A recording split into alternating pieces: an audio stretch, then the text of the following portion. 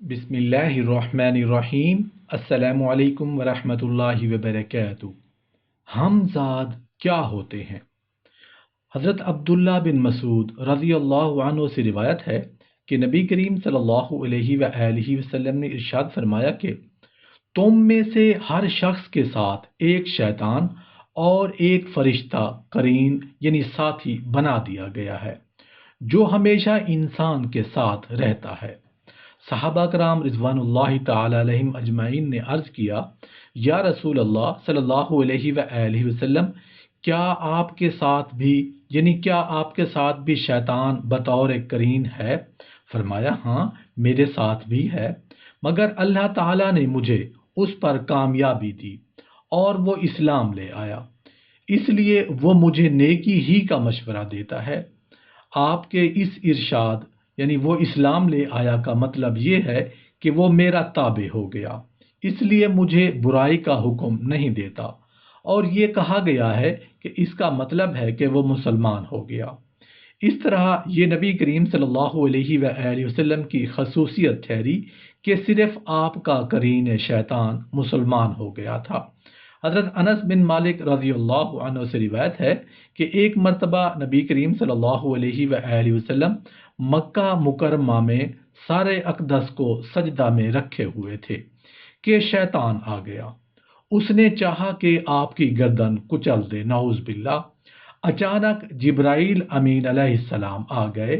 انہوں نے اپنے دونوں پروں سے اس پر ایسی تیز ہوا چلائی کہ ترجمہ کہ اس کے پاؤں زمین سے اکھڑ گئے اور لڑکھڑاتا ہوا ارض اردن میں جا گرا۔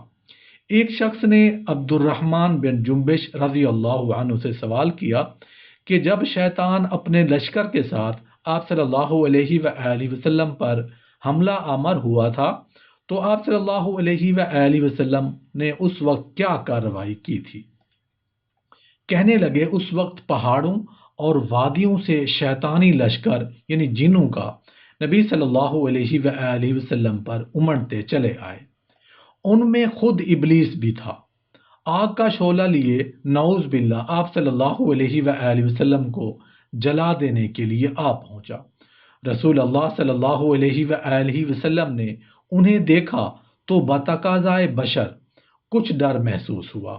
اتنے میں جبرائیل امین علیہ السلام آ گئے اور فرمایا، اے محمد صلی اللہ علیہ وآلہ وسلم پڑھیے۔ فرمایا، کیا پڑھوں؟ کہا، یہ دعا پڑھیں۔ ترجمہ آپ کے ساتھ شیئر کر رہا ہوں۔